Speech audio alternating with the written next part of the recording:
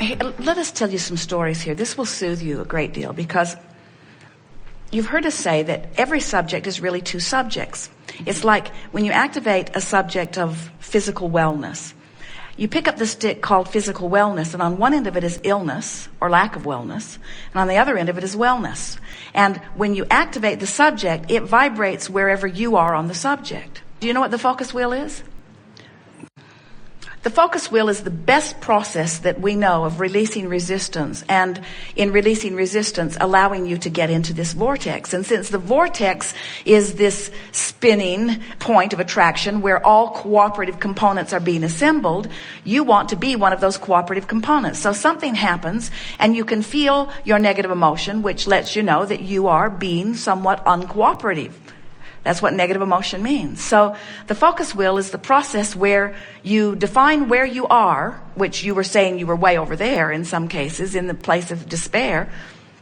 And then you identify by making a circle right in the center of your page. You write what you really are reaching for. And recently, we're acknowledging it's really the difference between knowing where I am in my physical approach to life and where my inner being is on the same subject. In other words, what does Source say about this? And then the goal of the focus wheel is to just write in little circles, one here, a statement, a statement, a statement, a statement around the wheel, getting a sort of synergy going until you have trained yourself by virtue of this 5 or 10 minute process into alignment with who you really are. So we'll do several focus wheels as we're moving forward here today. And what you'll notice, unless there is something specific that you can identify. In other words, if you can say, this happens to me on a regular basis, and when it happens, I think this thought. Is there something like that? What you're seeing has really got you out of whack. Because what the source within you knows is, let's remind you what the source within you knows. What the source within you knows is that the laws of the universe are such that we will come forth and explore the contrast, and we will ask for more. And government will scramble around and try to figure out how to do it. And sometimes they'll succeed and sometimes they won't. But the big picture is over here, not over here where government is. So I've been asking too much from government. I've been looking for government to solve all the problems. Government has never been meant to solve all of the problems. We didn't come forth from non-physical saying, let's go forth and be born in a country where they can solve all the problems. We said, let's go forth into an environment where we can live well, where contrast will cause us to keep asking for more. So the ideas are still being born. Can you feel that? Mm-hmm. And so government was not meant to be my creator. I'm the creator of my own reality. Government can't control the vibration of my being. I am the creator of the vibration of my being. Government has contributed mightily to this step one process for me. I couldn't even dream the dream of government in the way that I'm dreaming the dream of government if it hadn't been for contrast. Even the founders of this nation, the writers of the Constitution, the declarers of independence that began way back in the beginning of all of it, they came from strong contrast, and it was a dream that they set forth, and we're still on our way to receiving that dream. It's still something that's out there that we're all reaching for, and you're right, we are all doing the best that we know how to do along the way. I'm going to give them a break. I'm going to stop asking them to do the impossible of sorting out all of the pieces of all of the people and figuring it all out, and I'm going to accept the sovereignty of my own being of coming into alignment with who I am. And I love living in a world where I can say what I say and be who I be. Isn't it lovely that I have the freedom here in this environment, that I can say these things, that we can even have an open forum about this, that we can have debates and discussions and contribute to the whole? And isn't it lovely that Source is holding close all things that we're all asking for, so that the idea of where we are all going is so big. And I'm realizing that the discord that I've been feeling is not because my government is failing me. The discord that I'm feeling is because in all of this, we have collectively created such a supreme, magnificent government, and we have not allowed ourselves to live it. And so it's the dream of that that's calling me, and my inability to get to my own dream that's upsetting me.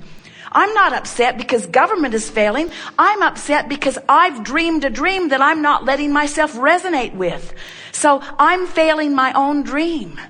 It's my misalignment with me that's out of whack. And now I understand that, because regardless of what government's doing, regardless of who's in the White House, it doesn't make any difference. I can control this vibrational gap. I can come into alignment with my dream. And when I and others like me come into vibrational alignment with that dream, more of us will live the freedom of it. And eventually it must become a manifestation. But I do not need to wait for something to become a manifestation before I can feel vibrational resonance with it. And thank goodness the founders of our nation understood that. They were setting it out there as something to reach for. They didn't achieve it in that 2 and 3 and 4 and 5 and 10 years that they were all actively involved. They were nowhere near it. We're much closer to that dream today than we were back then. We're not slipping back in government. There's no retrograde. There's no regression. There's no going back. The vibrational vortex goes forward always, always, always. And any discord I feel is only about me not keeping up with the vortex. That's all it is.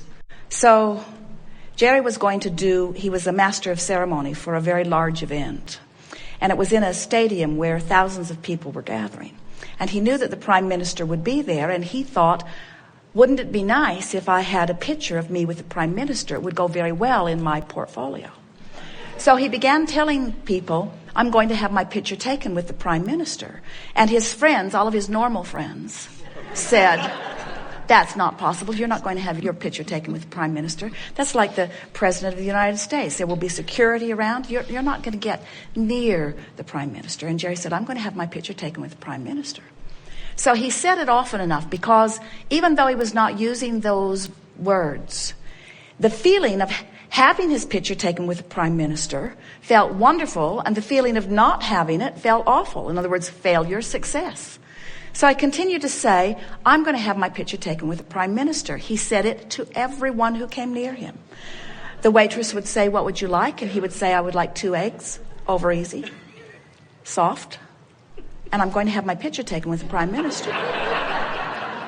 It didn't matter who it was. He looked for opportunities to express it until he activated within himself a vibration of what he wanted that was literally undeniable.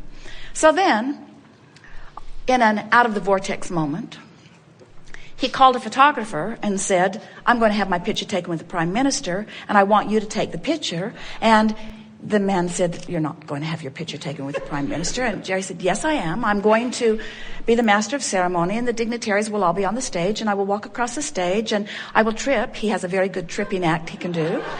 I will trip, and I will fall into the lap of the Prime Minister, and he will reach up to catch me, and when he does, I'll grab his hand, and you get the shot. And the man said, if you'll pay me in advance. Because he really didn't think that Jerry would survive this experience, being the normal person that he was. But Jerry was undaunted. He was going to have his picture taken with the Prime Minister. And so he showed up at the event, and no one was there, just the Secret Service people checking out the stadium and all. And Jerry was there in this sea of seats. And there was one little lady sitting on the front row. And Jerry went right over and sat right next to her. There were only 2 people sitting in this huge stadium. And she said, hello. And Jerry said, I'm going to have my picture taken with the Prime Minister. And she said, you are? And Jerry said, yes, I'm going to have my picture taken with the Prime Minister. And she said, this is something that you really want, isn't it? And Jerry said, I'm going to have my picture taken with the Prime Minister. He's not normal. And she said, well, my son is one of the ministers of Parliament. I can arrange that for you if you would like. And so when they all got there, she set it up, and they have very wonderful pictures of Jerry with the Prime Minister.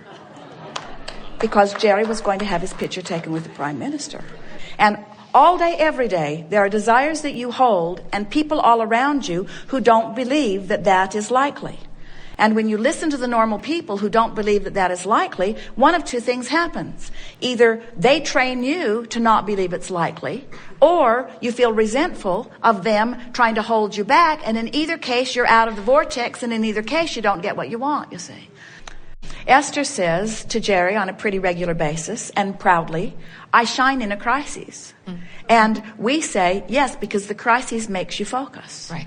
So whatever it takes to cause you to focus, in other words, you can set your own boundaries if you want to. We're not big encouragers of that, because usually when you place time restrictions on things, while it might make you focus more, it usually makes you focus negatively more. That was my point. Because it makes you feel shortage of time. And that shortage of time or shortage of resources pulses pretty loud within you. Yeah. And it's easy for you to continue those vibrations even though you don't want to, Yeah. and even though they don't serve you. Yeah. So we are not advocates at all about putting those restrictions. And yet, when you think about it, one of the things that makes this time-space reality so valuable to you is that it causes you to focus. In other words, your life causes you to focus. Your life causes you to focus, which causes you to ask. And that's a good thing. Well, in the vortex, you are timeless. Yes. In this sense. We know that's sort of hard to get your thoughts around. When you live in a dimension where we are rendezvousing at certain times, we are together for a certain amount of time, it does afford a large number of people to focus simultaneously and be productive in that way. Mm-hmm. But the most important thing to realize is that in all this conversation that we've been offering here today, with our primary objective being to help you understand the existence of the vortex and awaken within you a desire to be in there, mm-hmm. is that when you are in alignment with all of the resources that create worlds, and when you are in alignment with all of the things that you've been asking for, when you are in alignment with all of those things, now the power of the universe is at your disposal. The leverage is just extreme.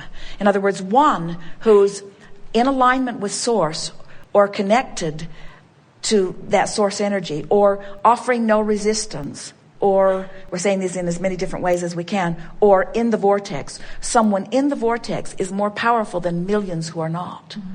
So your power, your leverage is in the vortex. And that's why it's so interesting. So many people remain ornery, remain overwhelmed, and justifiably so, in the sense they're not making it up. But as they bang around outside the vortex, working hard, haven't you ever been in a hurry and that's when you spill coffee on you and then you go back to change your clothes and then the button falls off and then you put a different blouse on and you snag it as you go out the door and you put on your shoe and you realize you've got something on it, so you go back for other shoes, and when you bend over for them it messes your hair up, and then you go in to fix your hair and you get toothpaste on your sleeve, and then you're wiping toothpaste off your sleeve and you realize there was something else on the towel that's now on you, so then you go in to change your jacket now and the jacket doesn't match that blouse, so then you put a different blouse on and then you put a different jacket on, and then you go back and now your hair is really a mess, and now you're 15 minutes later than you were before, and on and on and on and on it goes. In other words, and you just want to stop and count to 10 and get in the vortex and regroup. In other words, when something begins to go a little bit wrong, stop and breathe and meditate and appreciate and do anything you can do to get in the vortex. And if you do that consistently, you'll have time.